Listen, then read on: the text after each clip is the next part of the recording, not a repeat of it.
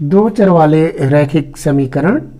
परिभाषा है, यदि किसी समीकरण में दो चर उपलब्ध हो तथा प्रत्येक चर की घात 1 हो तो इस प्रकार का रैखिक समीकरण दो चर वाला रैखिक समीकरण कहलाता है।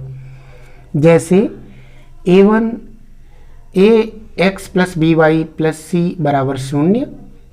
पुनः दोहरा लेते हैं, यदि किसी समीकरण में दो चर उपलब्ध हों तथा प्रत्येक की घात 1 हो तो इस प्रकार के रैखिक समीकरण को दो चर वाले रैखिक समीकरण कहते हैं। जैसे ax plus by plus c बराबर 0। यहाँ पर a, b और c अचर राशि के रूप में प्रयुक्त हो रहे हैं तथा x व y चर के रूप में प्रयुक्त हो रहे हैं। अब हम दो चर वाले रैखिक समीकरण का मानक रूप समझते हैं। यदि हमारे पास x व y दो चर हैं तो इसका मानक रूप इस प्रकार होगा, a1x plus b1y plus c1 equal to 0 तथा a2x plus b2y plus c2 equal to 0। पुनः रिपीट कर लेते हैं, यदि x व y दो चर हमारे पास उपलब्ध हैं तो इनका मानक रूप इस प्रकार होगा, a1x plus b1y plus c1 equal to 0, a2x plus b2y plus c2 equal to 0। यहाँ पर a1 a2 b1 b2 और c1 c2 अचर के रूप में कार्य कर रहे हैं तथा x व y चर के रूप में कार्य कर रहे हैं। अब हम इनको हल करने की विधियां समझने का प्रयास करते हैं। तो इनको हल करने की जो पहली विधि है वो है आलेखी विधि। पहली विधि कौन सी है? आलेखी विधि। दूसरी विधि कौन सी है? प्रतिस्थापन विधि। तीसरी विधि कौन सी है? विलोपन विधि। और चौथी विधि कौन सी है? वज्रगुणन विधि।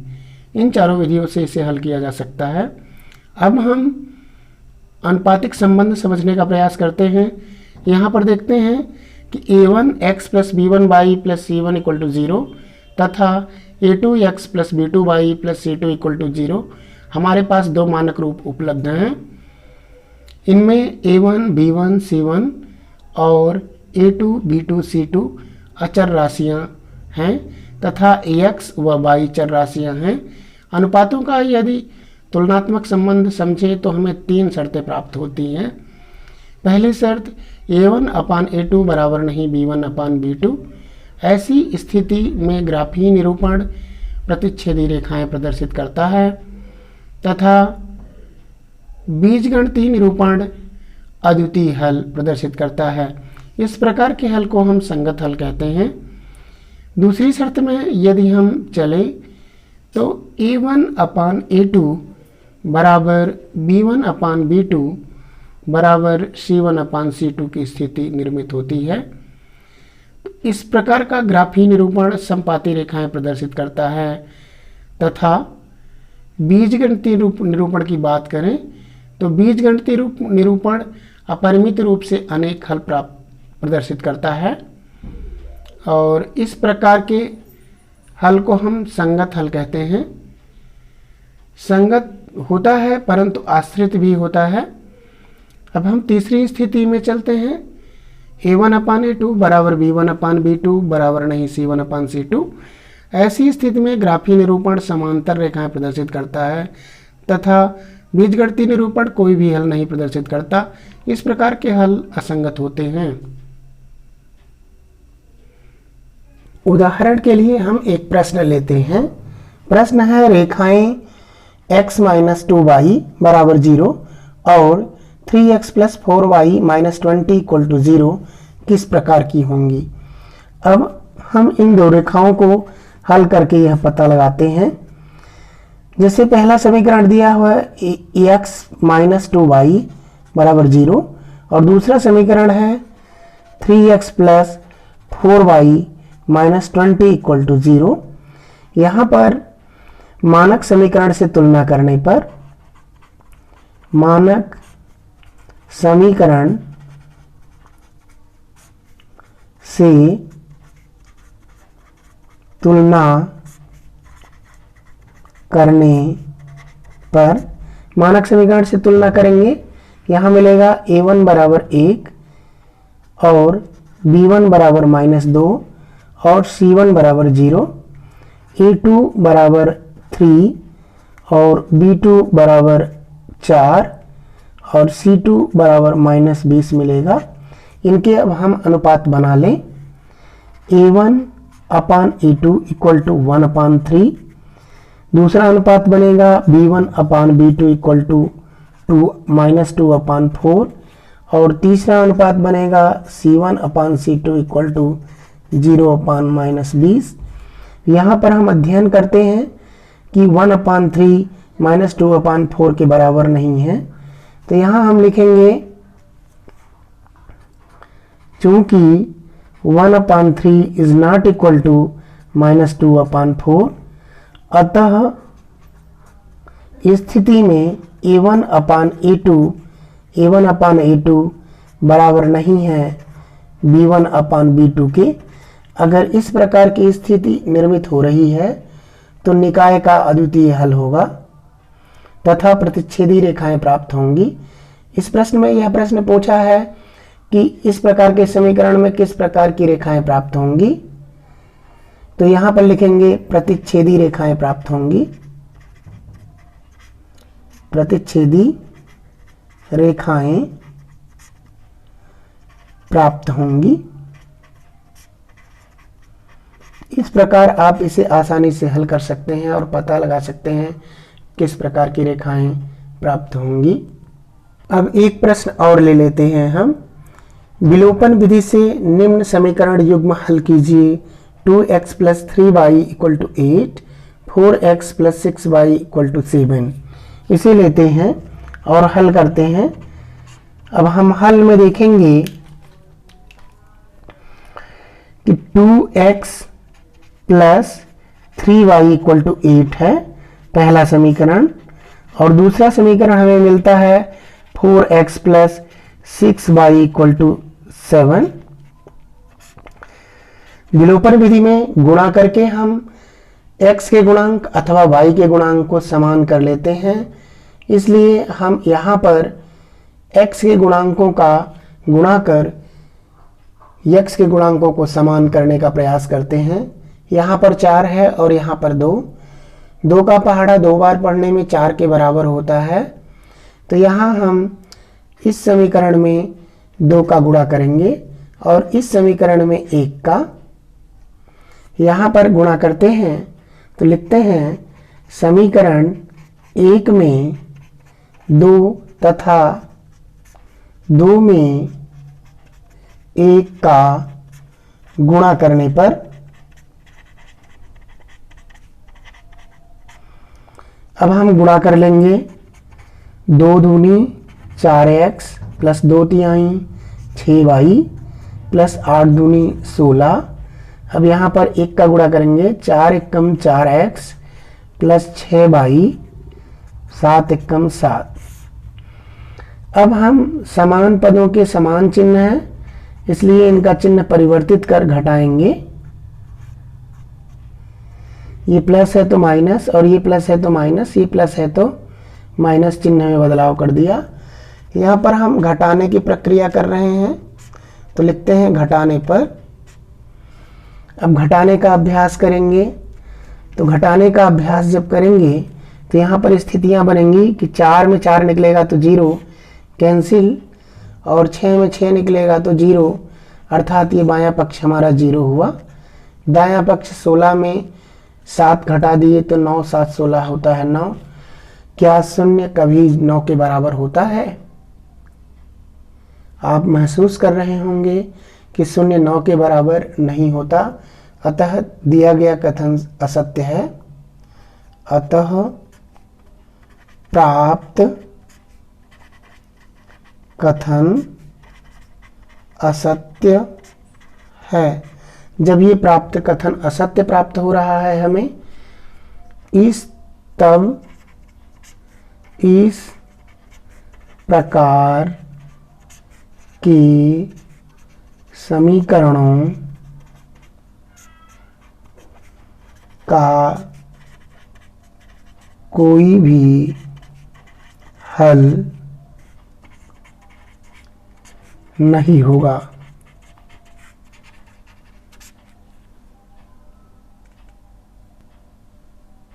अब हम एक और प्रश्न लेकर हल करते हैं। मान लेते हैं प्रश्न 7 है, 5 संतरे और 3 सेबों का मूल्य 35 रुपये है तथा 2 संतरे और 4 सेबों का मूल्य 28 रुपये है, तब 1 संतरा और 1 सेब का मूल्य ज्ञात कीजिए। तो यहाँ पर हम कल्पना करेंगे, मान लेते हैं कि एक संतरे का मूल्य x है। यहाँ लिखते हैं माना संतरे का मूल्य बराबर x रुपए तथा एक संतरे की बात कर रहे हैं हम, एक सेब का मूल्य बराबर 22 रुपए है। एक संतरे का मूल्य x रुपए है तथा एक सेब का मूल्य 22 रुपए है। तो प्रश्न की शर्त के अनुसार हम चलेंगे। यहां लिखेंगे प्रश्नानुसार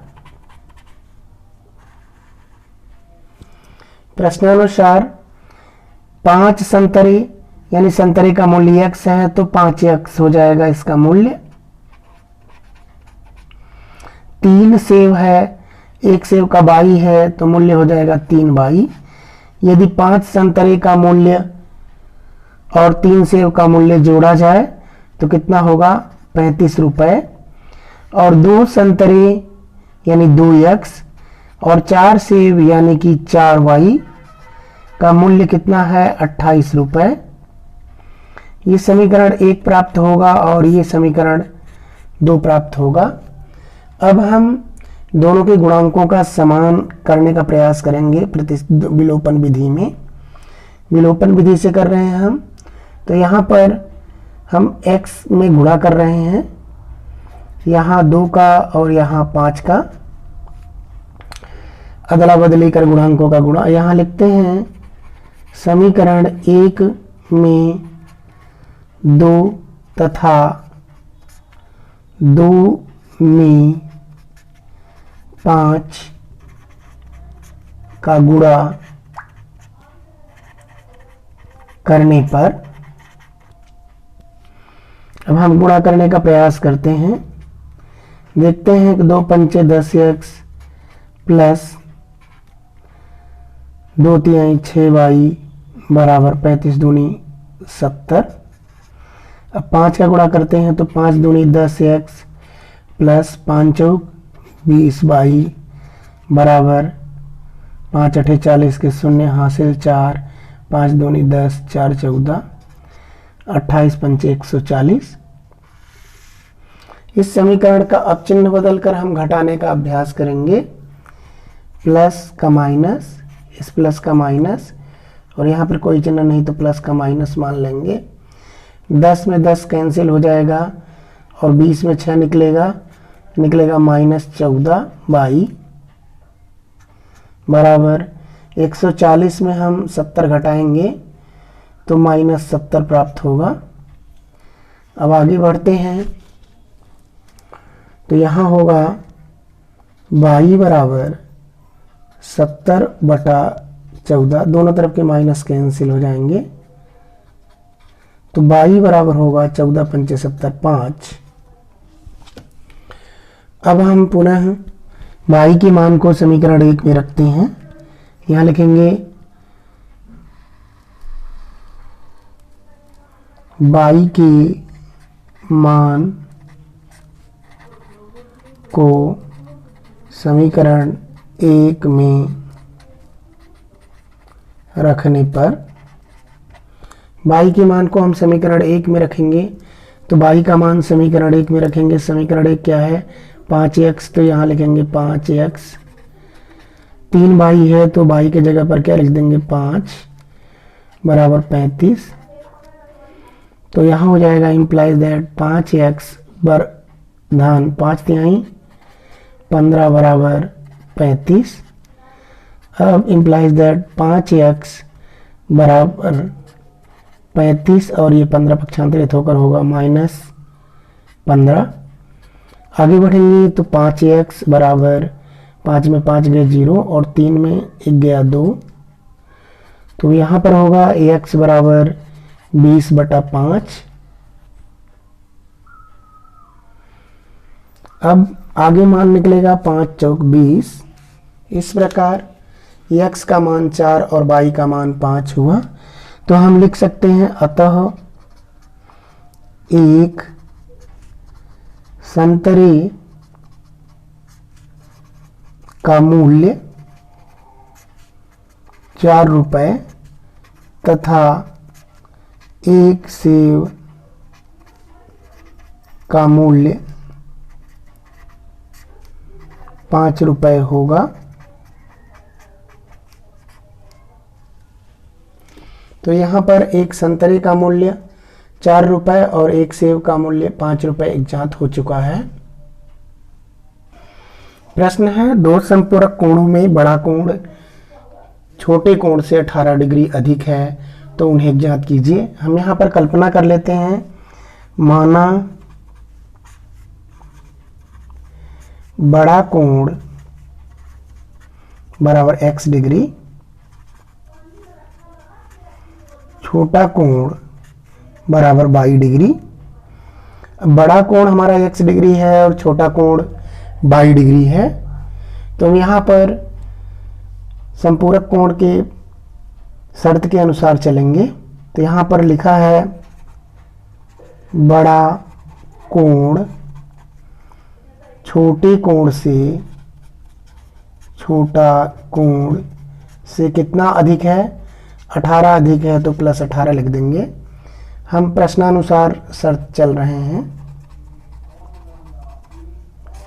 प्रश्न के अनुसार हम बड़ा कोण छोटे कोण से 18 डिग्री अधिक है, इसलिए बड़ा कोण बराबर छोटा कोण धन 18 लिख लेंगे। बड़ा कोण हम यहाँ मान लेंगे x और छोटा कोण मान लेंगे y धन 18। ये समीकरण 1 हो जाएगा हमारा।